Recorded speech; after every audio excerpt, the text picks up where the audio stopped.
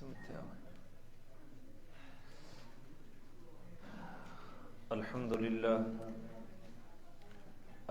لله وحده والصلاة والسلام على من لا نبي بعده وعلى آله وأصحابه الذين أوفوا عهده. أما بعد فأعوذ بالله من الشيطان الرجيم. بسم الله الرحمن الرحيم. قد أفلح المؤمنون الذين هم في صلاتهم خاشعون والذين هم عن اللغو معرضون والذين هم للزكاة فاعلون والذين هم لفروجهم حافظون إلا على أزواجهم أو ما ملكت أيمانهم فإنهم غير ملومين فمن ابتغى وراء ذلك فأولئك هم العادون والذين هم لأماناتهم وعهدهم راعون والذين هم على صلواتهم يحافظون أولئك هم الوارثون الذين يرثون الفردوس هم فيها خالدون. سبحان ربك رب العزة عما يصفون وسلام على المرسلين والحمد لله رب العالمين. سبحانك لا علم لنا إلا ما علمتنا إنك أنت العليم الحكيم. رب اشرح لي صدري ويسر لي أمري واحلل عقدة من لساني يفقهوا قولي. رب يسر ولا تعسر وتممه بالخير وبك نستعين. اللهم إنا نسألك علما نافعا ورزقا طيبا وعملا متقبلا. درود شریف پڑھ لیں. اللهم صل على سيدنا محمد وعلى آل سيدنا محمد افضل صلواتک بعدد معلوماتک وبارک وسلم. اللهم صل على محمد النبی الأمی وعلى آلہ وسلم تسلیما. 18ویں پارے کی ابتدا، سورہ المومنون کی بھی ابتدا. مل گئے جی؟ جن کے پاس موبائل میں قرآن کریم ہے وہ وہاں کھول لیں. یہ پچھلے درس کا مفہوم میں بیان کر دیتا ہوں. آیت نمبر 71 سورۃ الحج کی 17ویں پارے کا آخری رکوع سے پہلے آیت نمبر 71. اللہ تعالیٰ نے فرمایا کہ یہ جو لوگ اللہ کے علاوہ کسی اور کی عبادت کرتے ہیں، اللہ نے اس عبادت کے اوپر کوئی دلیل نازل نہیں کی اور ان کے پاس اس عبادت کے لیے کوئی علم بھی موجود نہیں ہے.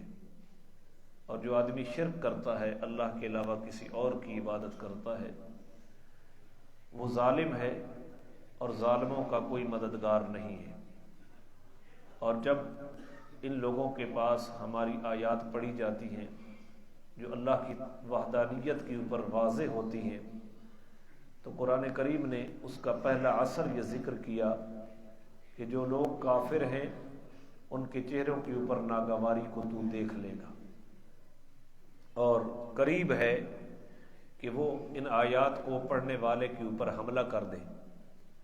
میرا پیغمبر آپ ان کو بتا دے کہ تم آیات توحید سن کر سیخ پا ہوتے ہو اور تمہیں یہ بری لگتی ہیں، تو میں تمہیں اس سے بری چیز کی خبر دیتا ہوں، وہ جہنم کی آگ ہے.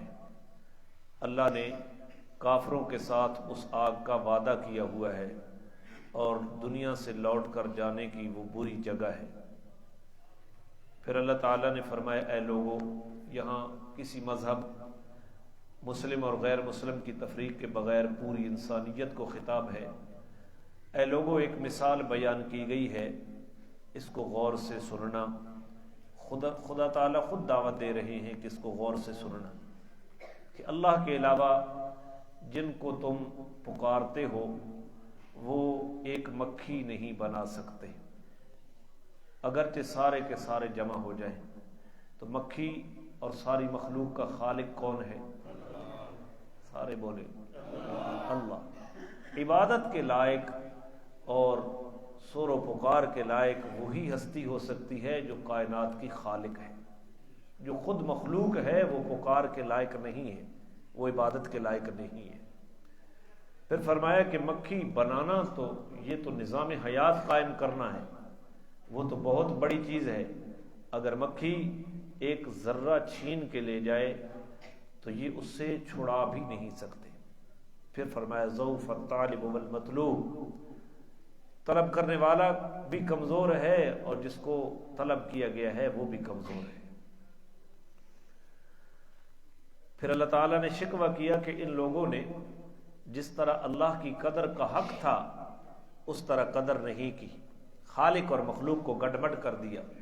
بے شک اللہ تعالیٰ قوتوں والا ہے، غلبے والا ہے، اور اللہ تعالیٰ نے فرشتوں سے رسول منتخب کیے ہیں، جبریل، میکائیل، عزرائیل، اسرافیل، اور اس نے انسانوں میں سے بھی رسول منتخب کیے ہیں۔ اور بے شک اللہ تعالیٰ سننے والا ہے، دیکھنے والا ہے۔ اس کے علم کی پوزیشن یہ ہے مستقبل کے حالات کو بھی وہ جانتا ہے اور ماضی کے حالات کو بھی وہ جانتا ہے، اور سب نے حاکمیت اس کی یہ ہے کہ ساری کائنات نے مرنے کے بعد لوٹ کر پھر اسی کے پاس جانا ہے۔ ایمان والو، رکوع کرو، سجدہ کرو اور اپنے رب کی عبادت کرو اور بھلائی کے کام کرتے رہو۔ اس کی تفصیل ہو گئی تھی پچھلے درس میں، تاکہ تم کامیاب ہو جاؤ، اور اللہ کے رستے میں جہاد کرو جس طرح کے جہاد کا حق ہے۔ اس جہاد کی بھی پوری تفصیل میں نے آپ کے سامنے رکھی پچھلے درس پر۔ اور اس نے تمہیں منتخب کیا ہے امت محمدیہ کو، اور اس نے دین کے معاملے میں تمہارے اوپر کوئی تنگی نہیں رکھی۔ تم ملت ابراہیم جو تمہارے والد ہیں، تمہارے باپ ہیں، ان کے پیرو ہو۔ اس نے تمہارا نام دیوبندی رکھا ہے، هو سماکم الدیوبندیون نہیں ہے، هو سماکم المسلمین۔ اللہ نے تمہارا نام کیا رکھا ہے؟ مسلمان۔ ہمیں فخر ہے اپنے آپ کو دیوبندی کہلانے کے اوپر، اپنے آپ کو بریلوی کہلانے کے اوپر، اپنے آپ کو اہل حدیث کہلانے کے اوپر۔ اللہ فرما رہا ہے کہ اس نے تمہارا نام مسلمان رکھا ہے۔ خدا کے بندو، جو خالق کائنات نے ہمارا نام رکھا ہے اسی نام سے ہمیں پکارنا چاہیے۔ یہ دیوبندی بریلوی کوئی مذہب نہیں ہے، کوئی ملت نہیں ہے، یہ علمی سندیں ہیں، بس ان کو اسی تک محدود رکھو۔ اس کو باقاعدہ مذہب کے طور پر شناخت کروانا یہ زیادتی ہے۔ اللہ نے ہمارا نام، مذہبی نام کیا رکھا ہے؟ مسلمان۔ اور یہ مسلمان اس قرآن کے اندر بھی مسلمان رکھا ہے، اور قرآن سے پہلے وحی کے اندر بھی امت محمدیہ کا نام مسلمان رکھا ہے، تاکہ رسول تمہارے اوپر گواہی دے اور تم باقی انسانیت کے اوپر گواہی دو۔ نماز کو قائم کرو، زکوٰۃ ادا کرو، اور اللہ کے ساتھ اپنا رشتہ مضبوط رکھو۔ وہی تمہارے کام بنانے والا ہے۔ کتنا خوب ہے کام بنانے والا، اور کتنا خوب ہے مدد کرنے والا۔ اللہ میں توفیق عطا فرمائے۔ یہ سورۃ الحج مکمل ہو گئی تھی پچھلے درس میں۔ آج اللہ کی توفیق سے ہم سورۃ المومنون کو شروع کرنے جا رہے ہیں، 18ویں پارے کو۔ سورۃ الحج پچھلی سورت ہے، اور اس سے اگلی سورت ہے سورۃ المومنون۔ تو مفسرین کرام نے ایک ربط ذکر کیا ہے دو سورتوں کے درمیان۔ دو قسم کے ربط ذکر کرتے ہیں عمومی طور پر۔ ایک ہوتا ہے اسمی ربط، نام کا نام کے ساتھ ربط۔ پچھلی سورت الحج ہے اور اگلی سورت المومنون ہے، تو نام کا نام سے مفسرین نے ربط یوں ذکر کیا ہے کہ پچھلی سورت میں حج کے فریضے کا ذکر تھا، اور اگلی سورت میں حج کرنے والوں کی صفات کا ذکر ہے کہ حج کرنے والے کون لوگ ہوتے ہیں۔ یہ نام اور نام کا ربط ہے۔ اور ایک ربط ہوتا ہے معنوی، کہ پچھلی سورت کا معنی اور دوسری سورت کا معنی جو ہے اس میں ربط کیا ہے۔ تو پچھلی سورت میں یہ ذکر فرمایا جو بالکل ابتدا میں فرمایا یا ایھا الناس اتقوا ربکم ان زلزلۃ الساعۃ شیء عظیم، کہ بے شک جو قیامت کا زلزلہ ہے وہ بہت بڑی چیز ہے۔ تو قیامت کے متعلق ذکر کیا شروع میں، اور اس صورت میں فرمایا کہ اس زلزلے میں کامیاب کون ہوں گے؟ قد افلح المؤمنون الذین هم فی صلاتهم خاشعون۔ اس قیامت کے زلزلے میں کامیاب ہونے والوں کی صفات کا تذکرہ اس صورت میں موجود ہے۔ تو یہ ایک صورت کے ساتھ دوسری صورت کا معنوی ربط ہوا۔ اب آ جائیں اس صورت کے اوپر، میں ترجمہ کرنے لگا ہوں۔ قد افلح المؤمنون، پکی بات ہے کامیاب ہو گئے مومن۔ کون؟ مومن کامیاب ہو گئے۔ مومن کون ہیں؟ جن کی کامیابی کے بارے میں اللہ تعالی نے تاکید کی ہے۔ قد، بے شک، پکی بات ہے، مومن کامیاب ہو گئے۔ کون سے مومن؟ الذین هم فی صلاتهم خاشعون، جو اپنی نماز کے اندر خشوع اختیار کرتے ہیں۔ کون مومن کامیاب ہوں گے؟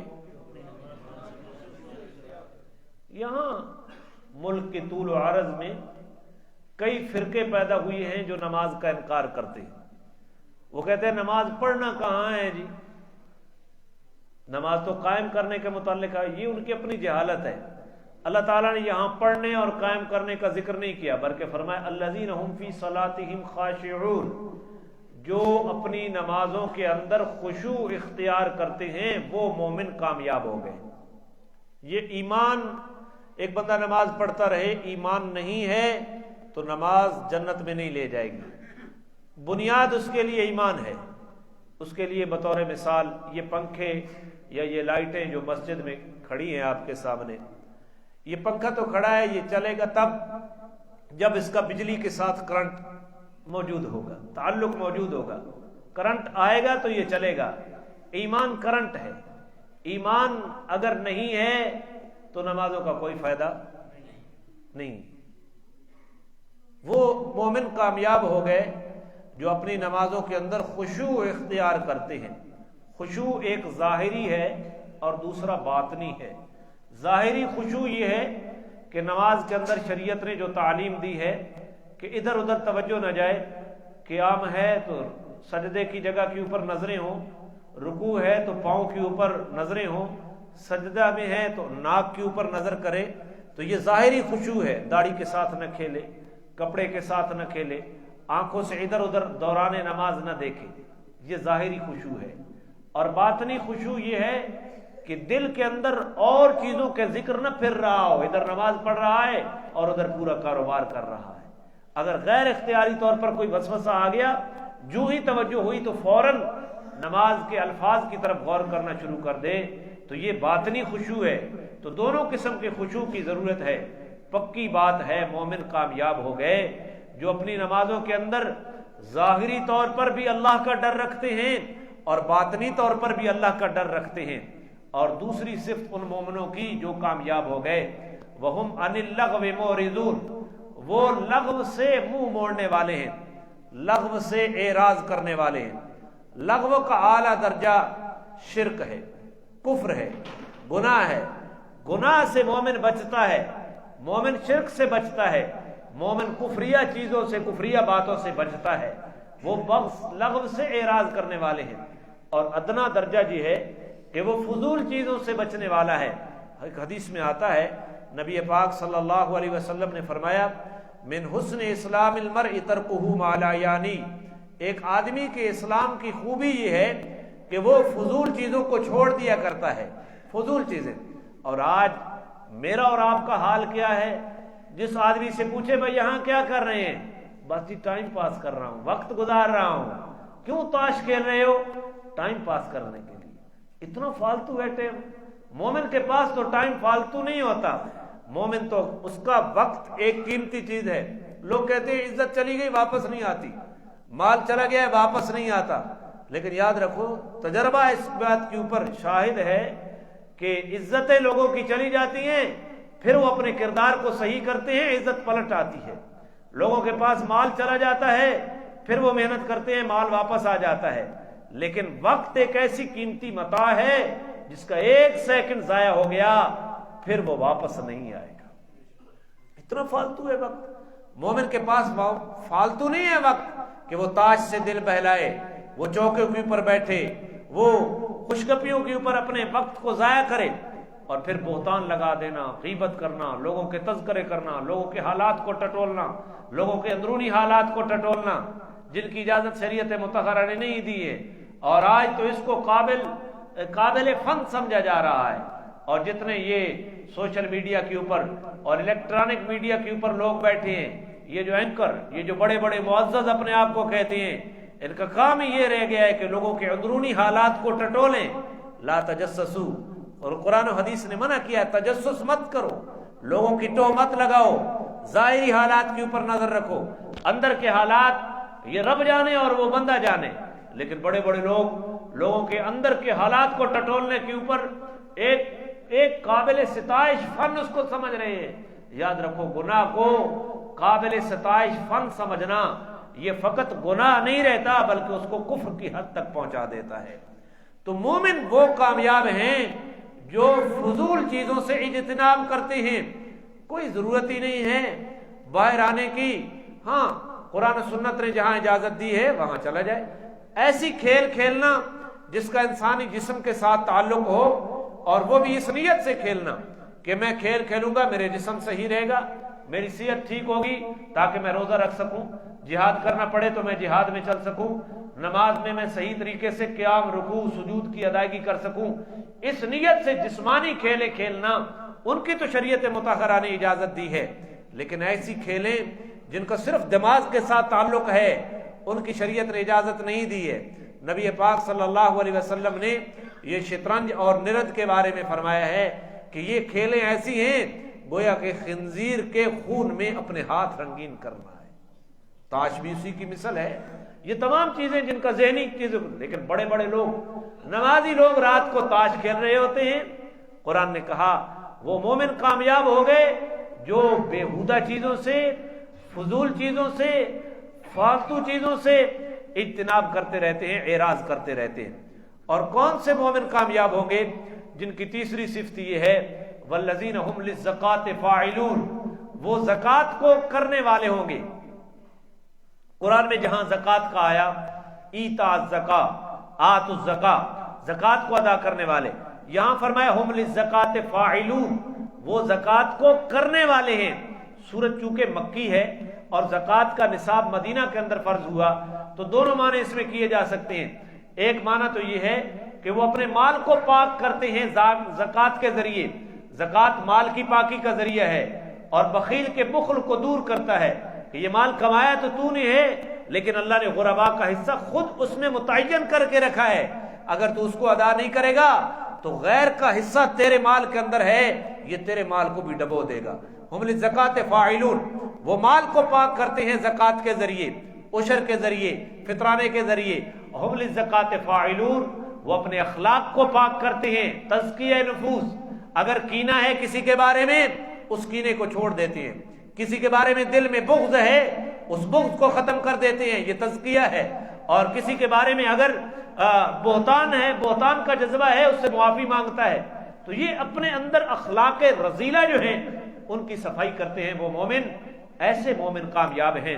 والذین هم لفروجہم حافظون، وہ مومن کامیاب ہیں جو اپنی شرمگاہ کی حفاظت کرتے ہیں، جو اپنی شرمگاہ کی حفاظت کرتے ہیں.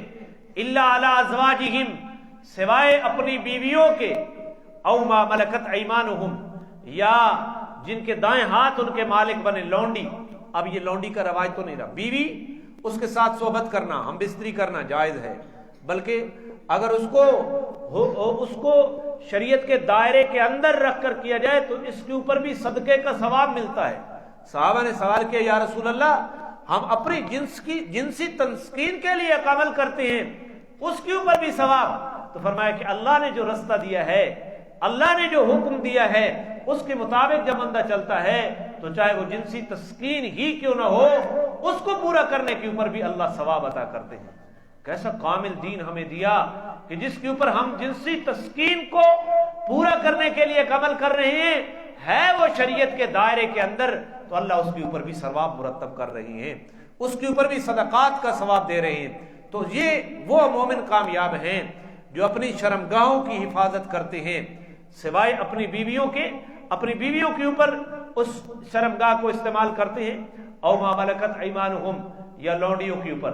یہ پہلے زمانے میں اسلام کے آنے سے پہلے پوری دنیا کے اندر جنگیں ہوتی تو ان جنگوں کے جو قیدی بنتے ان کو غلام اور لونڈیاں بنا دی جاتی۔ اس کا رواج پوری دنیا کے اوپر اس انداز میں تھا کہ جب اسلام آیا تو اسلام نے یکسر اس کو ختم نہیں کیا، لیکن ایک عورت قیدی بن کر آ گئی۔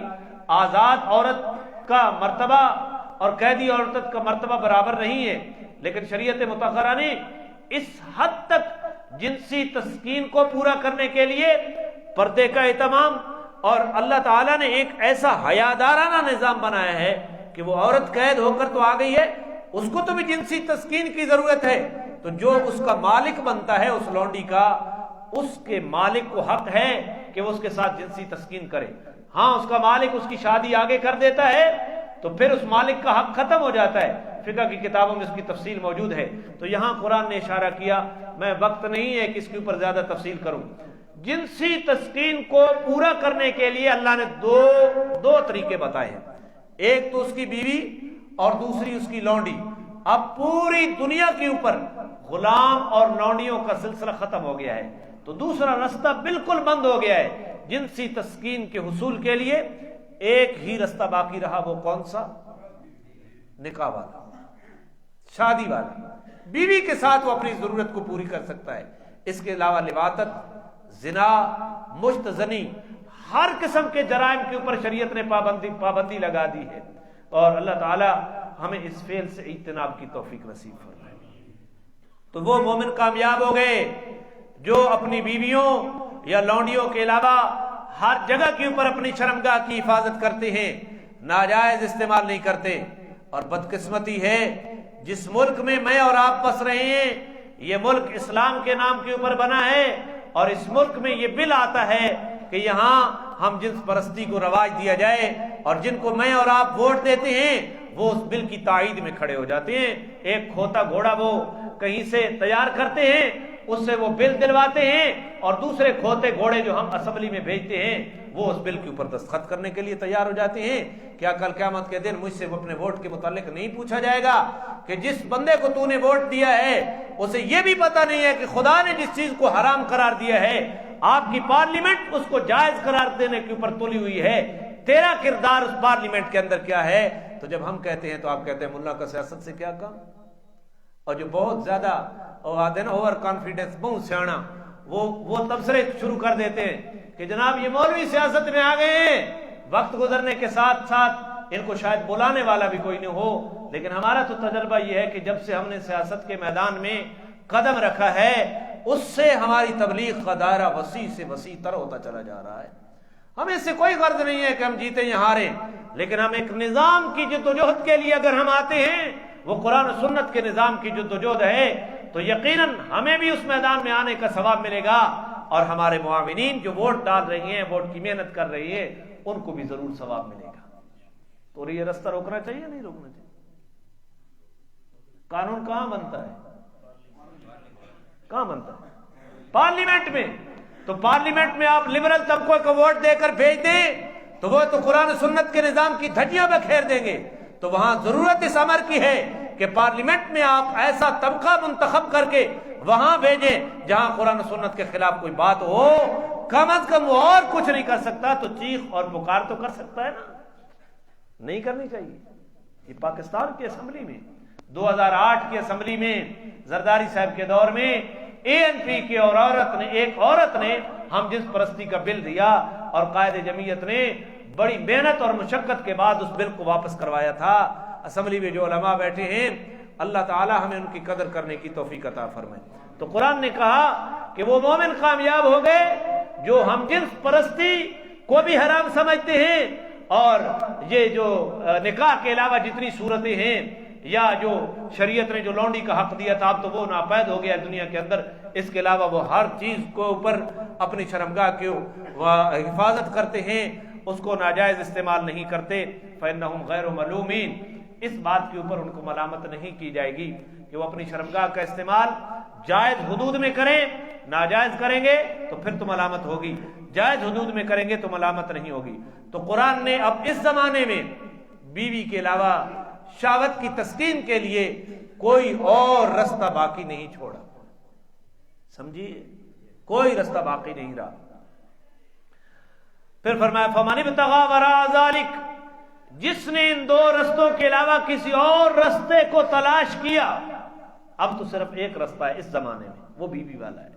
فاولئک هم العادون، وہی حد شریعت سے تجاوز کرنے والے ہیں، وہی حد شریعت کو پھلانگنے والے ہیں. تو جو لوگ ایسا کام کرتے ہیں، کیا میری اور آپ کی ذمہ داری نہیں ہے ان کو اس رستے سے روکنا؟ اگر کوئی آدمی اپنی بیوی کو طلاق دے کر پھر اس کو بیوی بنا کر بیٹھا ہے تو ہمیں اس سے بائیکاٹ نہیں کرنا چاہیے.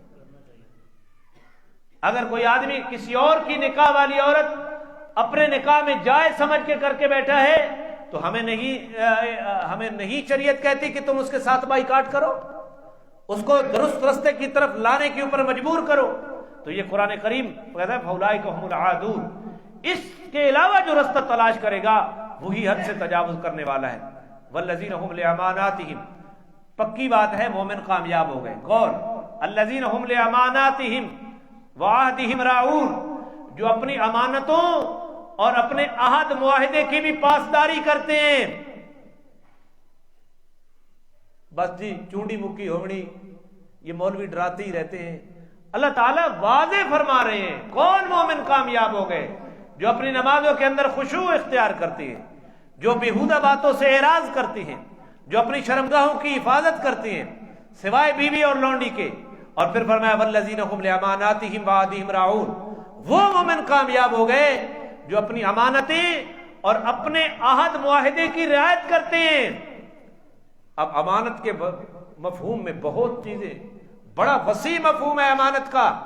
ہم تو سمجھتے ہیں کہ کسی نے پیسے دے دیے تو اس کے اندر خرد برد نہ کرنا. یہ تھوڑا سا آپ اس طرف ہو جائیں، اس جگہ کو فل کر لیں کہ بعد والے ساتھی جو ہیں ان کو تنگی نہ ہو. یہ ساتھی ادھر ہو جائیں، اس جگہ کو فل کر لیں،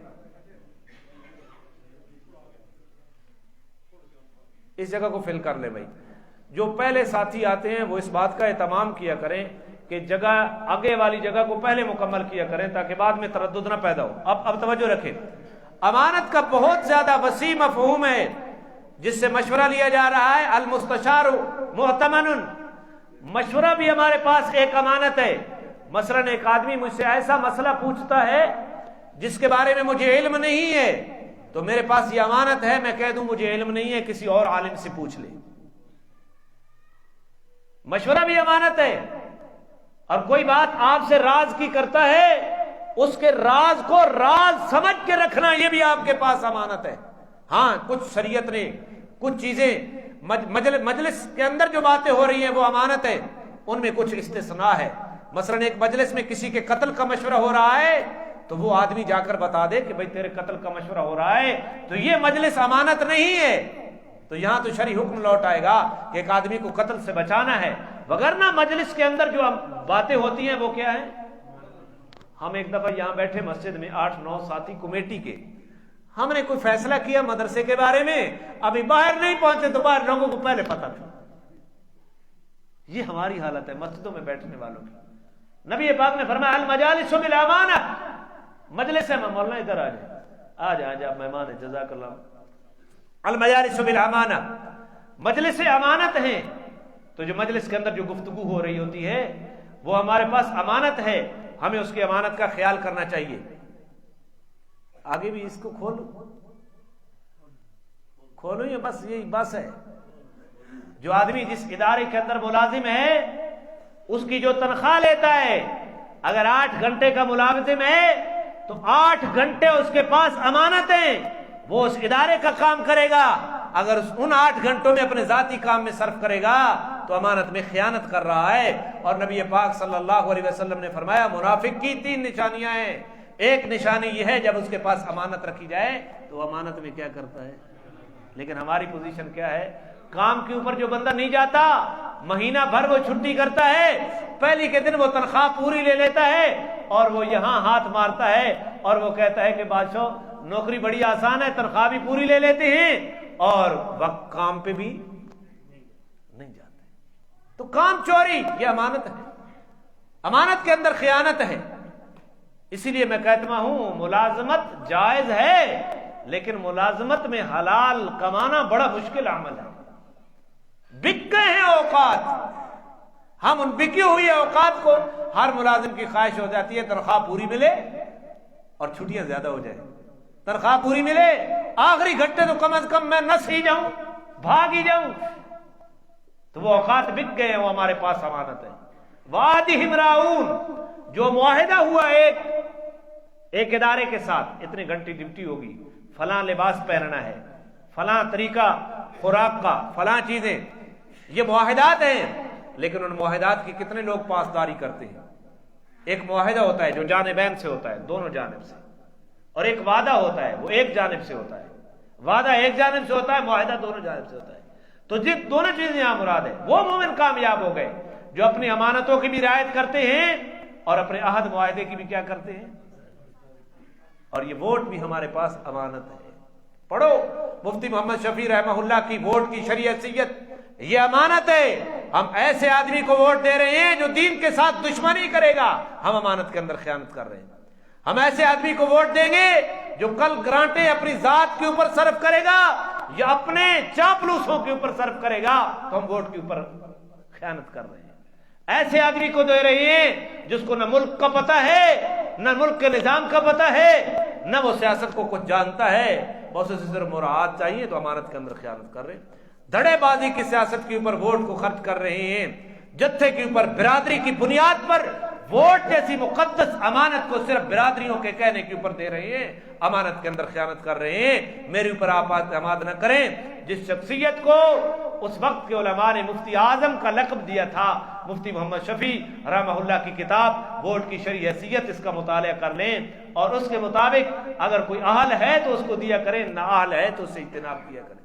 یہ بہت بڑی ذمہ داری ہے. اگر ملک کے اندر ہمارے وہ پارلیمنٹیرین ہمارے منتخب کیے ہوئے قرآن و سنت کے ساتھ دغا کریں گے تو ہمیں بھی گناہ ملے گا، قرآن و سنت کے ساتھ وفا کریں گے تو ہمیں بھی اس کا کیا ملے گا؟ ثواب. والذین هم لاماناتهم وعهدهم راعون، وہ مومن کامیاب ہو گئے.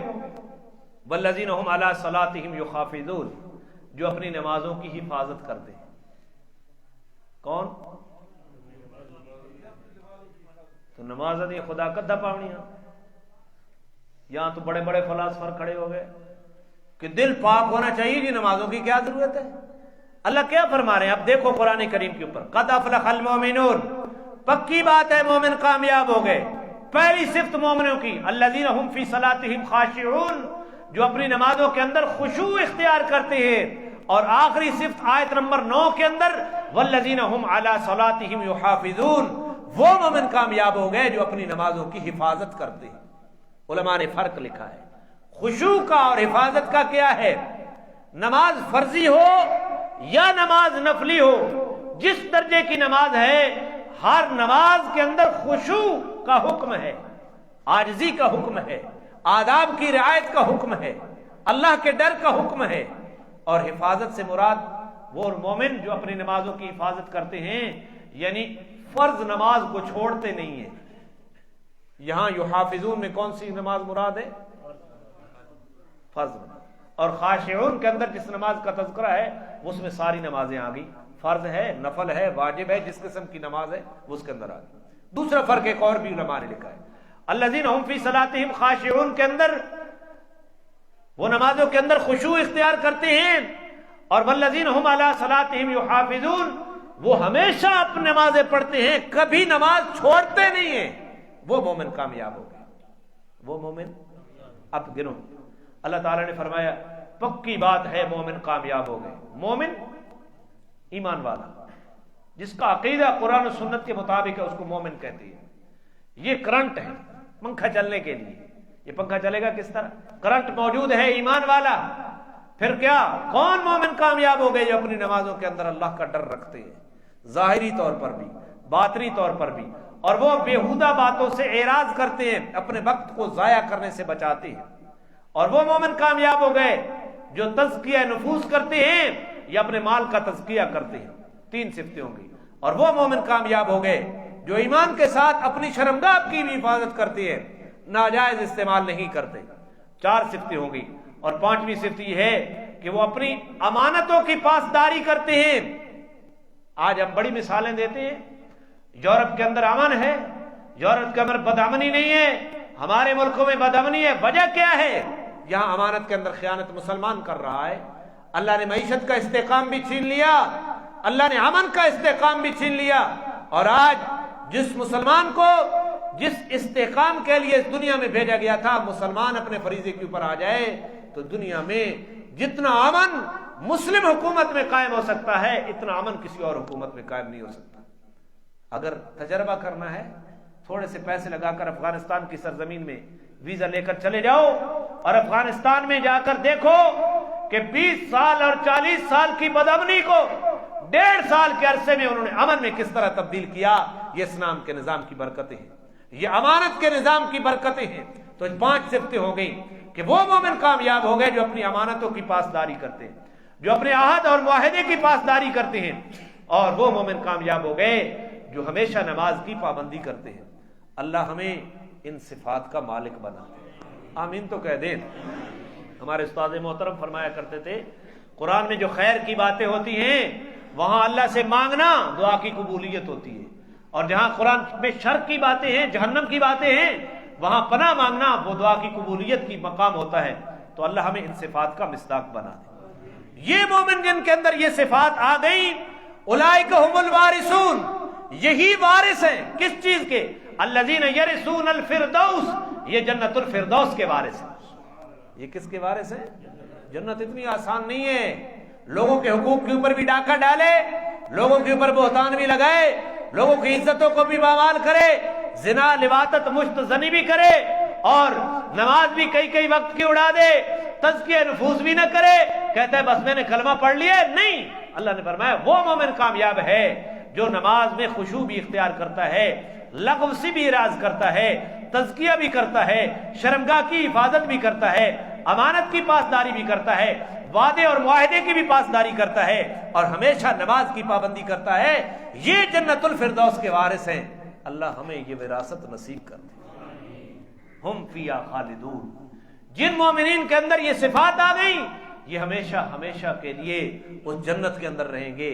خدا کی قسم، میں اور آپ آج سے ان صفات کے اوپر عمل پر پیرا ہونے کا تہیہ کر لیں، اس شہر میں بدامنی نہیں ہو سکتی، امن کا دورہ ہو جائے گا۔ بدامنی کے موجب ہم خود ہیں، اور پھر ہم گناہ کو، فراڈ کو، دھوکے کو ہم کمال سمجھتے ہیں۔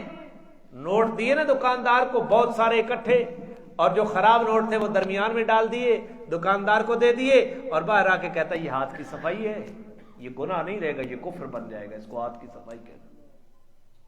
گاڑی میں سوار ہوا، پچھلی کھڑکی سے سوار ہوا اور اگلی کھڑکی سے نکل گیا، کنڈکٹر سے آنکھ چرا کے باہر آ کر کہتا ہے بادشاہ ہاتھ کی صفائی ہے، تو یہ کفر بن جائے گا۔ مومن، ایمان والا، مسلم، یہ تو سلامتی سے ہے، یہ تو امن سے ہے، ان کے ایک ایک لفظ سے، ایک ایک عمل سے، اعضاء و جوارح سے امن اور سلامتی کا پیغام ہے۔ اللہ ہمیں حقیقی مومن بننے کی توفیق عطا۔ حضور نے فرمایا المسلم من سلم المسلمون من لسانہ و یدہ، مسلمان وہ ہے جس کے ہاتھ اور زبان سے دوسرے مسلمان محفوظ رہے۔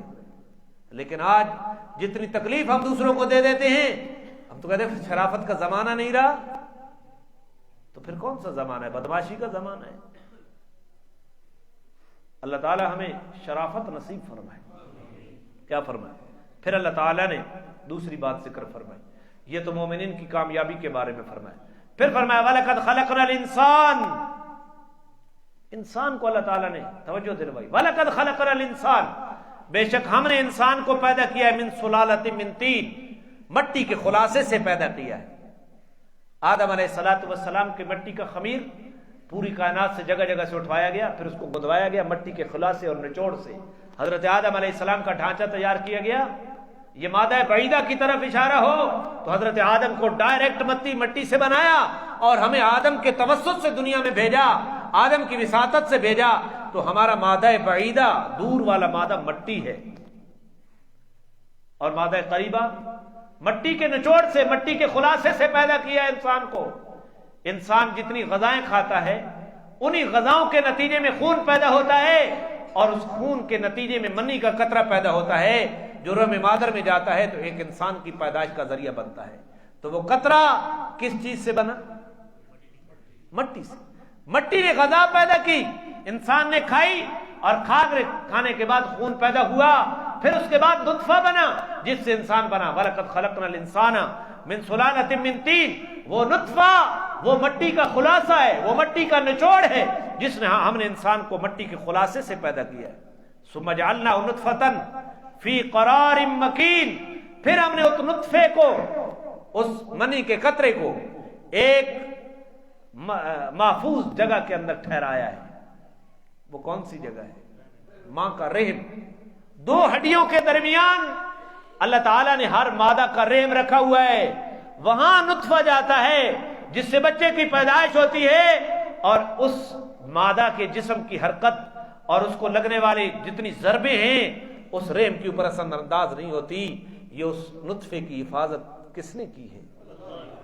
آگے آؤ۔ ثم خلقنا النطفة علقة، پھر ہم نے اس پانی کی گندی بوند کو گوشت کا، خون کا ایک لوتھڑا بنایا۔ فخلقنا العلقة مضغة، پھر اس خون کے لوتھڑے کو ہم نے بوٹی بنائی۔ فخلقنا المضغة عظاما، پھر ہم نے اس ہڈی اس گوشت کی بوٹی کے اندر ہڈیوں کو پیدا کیا۔ فقسونا العظام لحما، پھر ہم نے ان ہڈیوں کو گوشت چڑھایا۔ توجہ ہے آپ کی؟ یہ افطاری کی طرف ہو گئی، توجہ رکھیے۔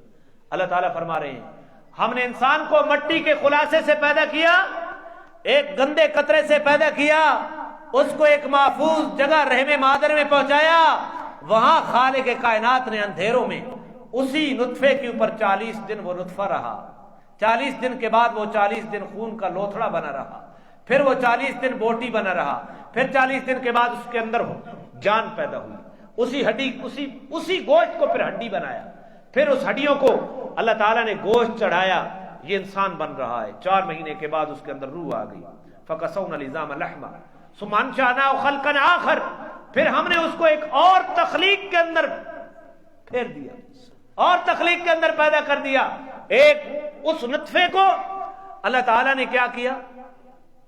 لوتھڑا بنایا خون کا، پھر اس کو بوٹی بنائی، پھر اسی بوٹی کے اندر ہڈیاں پیدا کی، پھر ان ہڈیوں کو گوشت چڑھایا، وہ ڈھانچہ بنا، اس ڈھانچے کے اندر 4 مہینے کے بعد روح ڈالی، ایک مکمل شکل انسان کی بن گئی۔ یہ کرنے والا کون ہے؟ جی اللہ ہے۔ اسی قطرے کو اللہ نے حسن بخشا ہے، اسی قطرے کو فہم و ذکا بخشی ہے، اسی قطروں کو آنکھ دی ہے، اسی قطرے کو دیکھنے والا بنایا ہے، اسی قطرے کو سماعت والا بنایا ہے، اسی قطرے کو چلنے والا بنایا ہے، اسی قطرے کو پکڑنے والا بنایا ہے۔ اور انسان تیری پیدائش اس گندے قطرے سے ہوئی ہے جس قطرے کو تو ہاتھ لگانا گوارا نہیں کرتا، جسم پہ لگ جائے دھوئے نہیں تو چین نہیں آتا، کپڑے پہ لگ جائے کپڑا بدلنے کے لیے دل کر دیتا ہے، اتنا گندا قطرہ، اسی کو حسن دیا، اس کو فہم و ذکا دی، اسی کو صلاحیتیں دی، یہ کہتا ہے میں اوان ہوں اور یہ کمی ہے۔ تو کس سے پیدا ہوا؟ کلکم ابناء آدم، میرے نبی نے فرمایا تم سارے کے سارے آدم کی اولاد ہو۔ وآدم من تراب، آدم مٹی سے بنا۔ لا فضل للعربی علی العجمی ولا للعجمی علی العربی الا بالدین والتقوی، دین اور تقوی کی وجہ سے فضیلت ہے، وگرنہ سارے انسان کس چیز سے بنے؟ مٹی سے بنے۔ اس کی تفصیل کی گنجائش نہیں، میں چاہتا ہوں کہ یہ آیات میں ختم کر لوں۔ تو فرمایا یہ تخلیق اس نے کی، فتبارک اللہ احسن الخالقین، پس برکت دینے والا وہ ہے جو پیدا کرنے والوں میں احسن ہے، احسن ہے، بنانے والوں میں احسن ہے۔ سب سے زیادہ اچھا بنانے والا کون ہے؟ ہم نے بھی بنائے، مٹی کی مورتیاں بنائی، بت بنائے، گڑیا بنائی، لیکن جان نہیں ڈال سکتے۔ جان ڈالنا کس کا کام ہے؟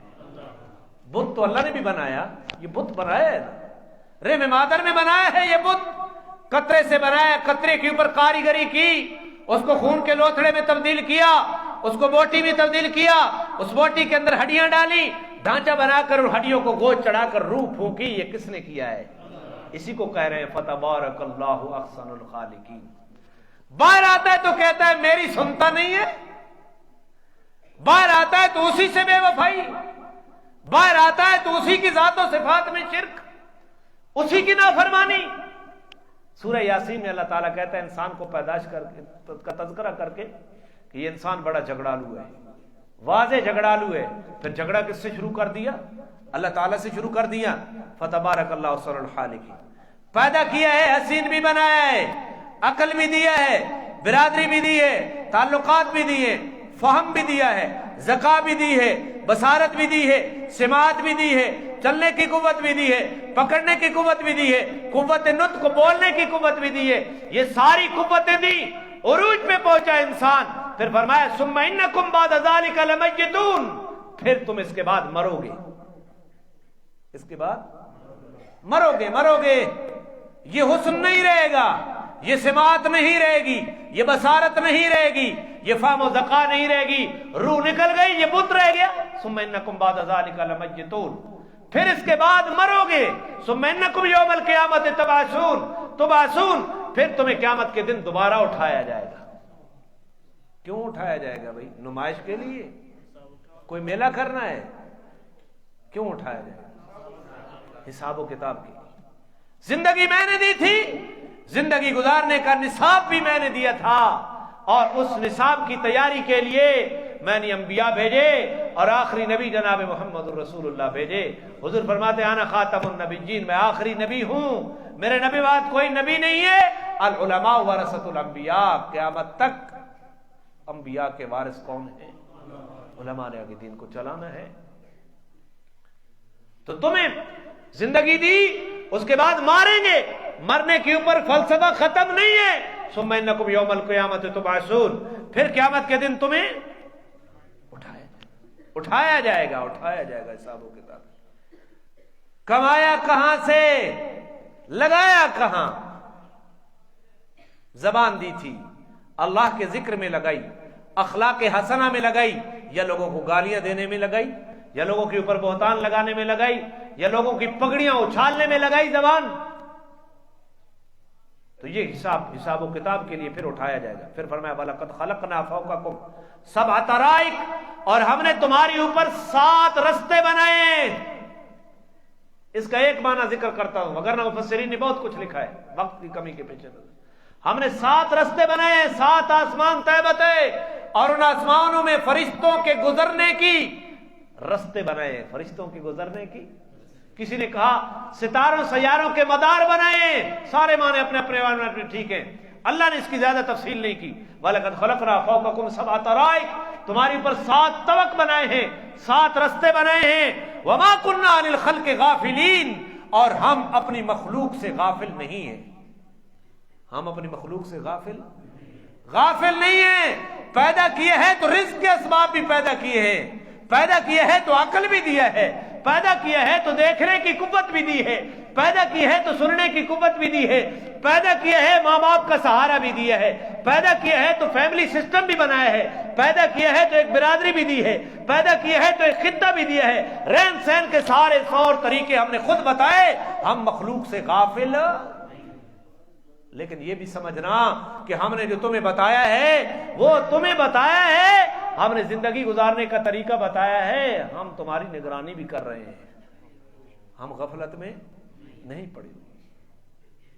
وَأَنزَلْنَا مِنَ السَّمَاءِ مَاءً، اور ہم نے آسمان سے پانی نازل کیا۔ کون کہہ رہا ہے؟ کون سا پانی؟ بارش، بِقَدَرٍ، ایک اندازے کے ساتھ، فَأَسْكَنَّاهُ فِي الْأَرْضِ، اور ہم نے اس کو زمین کے اندر ٹھہرایا، اس پانی کو۔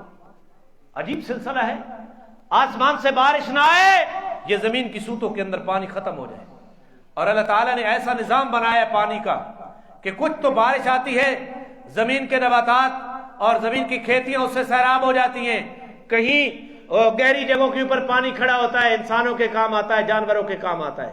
پھر اللہ تعالیٰ نے برف کا سلسلہ پہاڑوں کے اوپر منجمد کیا ہے، پہاڑوں کی چوٹیوں کے اوپر، جہاں گرد و غبار کی پہنچ نہیں ہوتی ہے، وہی پگھلتا رہتا ہے وہ پانی، اور وہ پانی زمین کے سوتوں سے نیچے جاتے، زمین کے نیچے کہیں نہریں چل رہی ہیں، کہیں دریا چل رہے ہیں اسی پانی کے ذریعے، کہیں سمندر چل رہے ہیں اور زمین کے نیچے جا رہا ہے، اور انسان اپنی ضرورتوں کے بقدر اس کو کبھی ٹیوب ویل لگا کے، کبھی انسان اس کو کنواں کھود کے نکال رہا ہے۔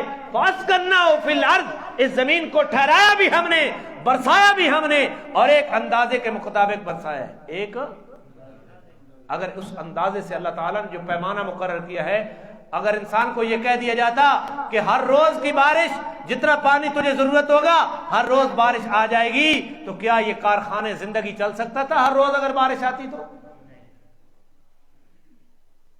تو ہر روز بارش نہیں برسائی، پھر پانی کا ذخیرہ کیا، پھر اللہ تعالیٰ نے زمین کے نیچے پانی رکھا، نیچے پانی رکھا، نیچے سٹوریج ہے اس کی، پہاڑوں کے اوپر اس کی سٹوریج ہے۔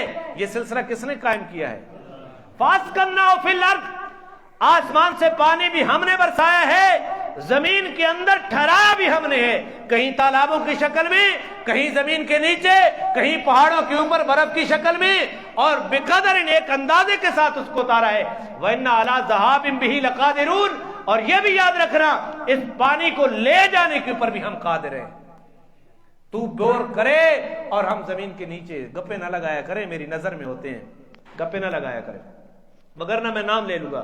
یہ قرآن کی بے ادبی ہے، قرآن کی توہین ہے کہ قرآن کا درس ہو رہا ہے اور درمیان آپ کی گپیں چل رہی ہیں۔ اللہ تعالیٰ کس انداز میں مخاطب کر رہا ہے؟ یہ تو رونے کا مقام ہے، ہم ہر روز نافرمانی کرتے ہیں، رونے کا مقام ہے۔ وَإِنَّا عَلَىٰ ذَهَابٍ بِهِ لَقَادِرُونَ، ہم اس کو لے جانے کے اوپر قادر ہیں۔ تو بور کرتا رہے، میں پانی کو نیچے چلا دوں، میں پانی کو کڑوا کر دوں، میں پانی کو کھاری کر دوں۔ ان علاقے میں جاؤ جہاں پانی میسر نہیں ہے، یہاں تو وافر مل رہا ہے، تو اللہ تعالیٰ فرمایا اللہ کو شکر ادا کرنا چاہیے۔ وَإِنَّا عَلَىٰ ذَهَابٍ بِهِ لَقَادِرُونَ، ہم اس پانی کو لے جانے کے اوپر قادر ہیں۔ فَأَنشَأْنَا لَكُمْ بِهِ جَنَّاتٍ مِّن نَخِيلٍ، ہم نے اس پانی کے ذریعے تمہارے لیے باغات پیدا کیے، کھجوروں کے باغات۔ کسی سے پرورش پاتے ہیں؟ پانی سے۔ وَأَعْنَابٍ، انگوروں کے باغات پیدا کیے۔ لَكُمْ فِيهَا فَوَاكِهُ كَثِيرَةٌ، اس میں تمہارے لیے بہت سی چیزیں کھانے کی ہیں، فواکہ، تازہ پھل آپ کو ملتے ہیں ان باغات سے۔ وَمِنْهَا تَأْكُلُونَ، اور انہی پھلوں سے تم کھاتے ہو۔ یہ سارا نظام خود بخود نہیں بنا، کسی بنانے والے نے بنایا ہے، اور ہم نے اپنی مخلوق سے غافل نہیں ہیں۔ اس کو پانی دیا، آب حیات دیا، اسی سے اس کی روزی وابستہ ہے۔ اگر اسی پانی کو زمین کی سوتوں سے نیچے چلا دیں، آسمان سے پانی کو بروک دیں، تو کیا کر سکتا ہے؟ کچھ بھی نہیں کر سکتا۔ تو اللہ تعالیٰ اطاعت کی طرف لا رہا ہے۔ وَمِنْهَا تَأْكُلُونَ وَشَجَرَةً تَخْرُجُ مِنْ طُورِ سِيْنَاءَ، بس یہ کافی ہو گیا۔ یہاں سے پانی کی اگلی بات انشاءاللہ اگلے درس کے اوپر چلائیں گے، تو اب پڑھ لیں۔ اعوذ باللہ من الشیطان الرجیم، بسم اللہ الرحمن الرحیم۔ قد افلح المؤمنون الذین هم فی صلاتهم خاشعون والذین هم عن اللغو معرضون والذین هم للزکاة فاعلون والذین هم لفروجهم حافظون الا على ازواجهم او ما ملكت ايمانهم فانهم غير ملومين فمن ابتغى وراء ذلك فاولئك هم العادون والذين هم لأماناتهم وعهدهم راعون والذين هم على صلواتهم يحافظون أولئك هم الوارثون الذين يرثون الفردوس هم فيها خالدون وَلَقَدْ خَلَقْنَا الْإِنسَانَ مِنْ سُلَالَةٍ مِنْ طِينٍ ثُمَّ جَعَلْنَاهُ نُطْفَةً فِي قَرَارٍ مَكِينٍ ثُمَّ خَلَقْنَا النُّطْفَةَ عَلَقَةً فخلقنا العلقة مضغة فخلقنا المضغة عظاما فكسونا العظام لحما